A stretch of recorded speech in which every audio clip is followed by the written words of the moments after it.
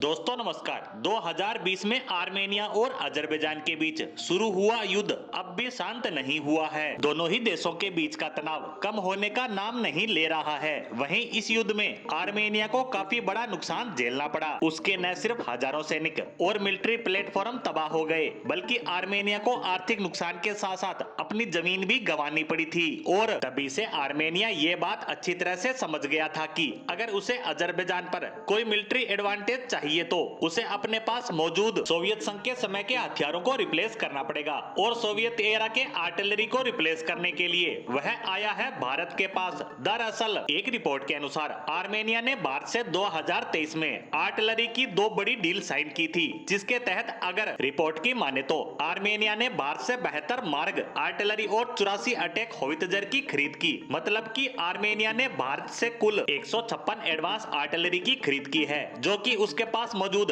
रूसी आर्टिलरी की जगह लेगी। 2020 में अजरबैजान के साथ युद्ध के दौरान कम से कम 270 से ज्यादा आर्मेनियाई आर्टिलरी तबाह हो गई, जो उसके लिए काफी बड़ा नुकसान था। बता दें कि आर्मेनिया के पास अधिकतर D-20 और D-30 जैसी आर्टिलरी मौजूद है, जो 21 किलोमीटर और 84 किलोमीटर तक की दूरी तक आर्टिलरी राउंड फायर कर सकते हैं। इनके इस्तेमाल से आर्मेनिया ने अजरबैजान को काफी टक्कर देने का प्रयास किया था, लेकिन ये बड़ी संख्या में तबाह होने की वजह से इनकी संख्या काफी कम रह गई है। और फिलहाल आर्मेनिया और रूस के संबंधों में तनाव के चलते हुए भारत से एडवांस आर्टिलरी की खरीद कर रहा है, क्योंकि इसके द्वारा खरीदे जाने वाली आर्टिलरी सबसे एडवांस आर्टिलरी सिस्टम में से एक है। ये दुनिया में सबसे अधिक दूरी तक मार करने में सक्षम है, क्योंकि भारत का ATAGS 48 किलोमीटर तक 155 mm राउंड फायर कर सकता है। इसकी एक और बड़ी खासियत ये है कि 18 टन भारी होने के बावजूद इस सिस्टम को बड़ी आसानी से एक जगह से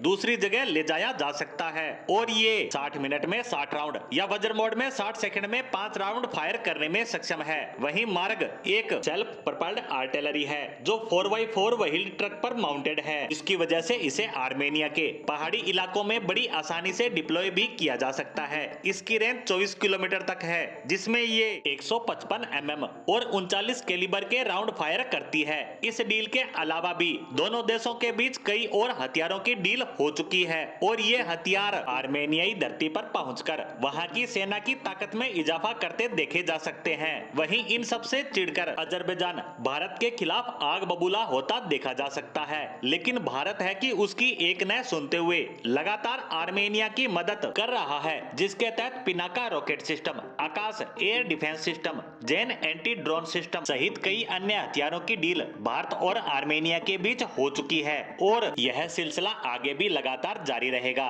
इसी उम्मीद के साथ हमारी आज की पोस्ट को यहीं विराम देते हैं। धन्यवाद।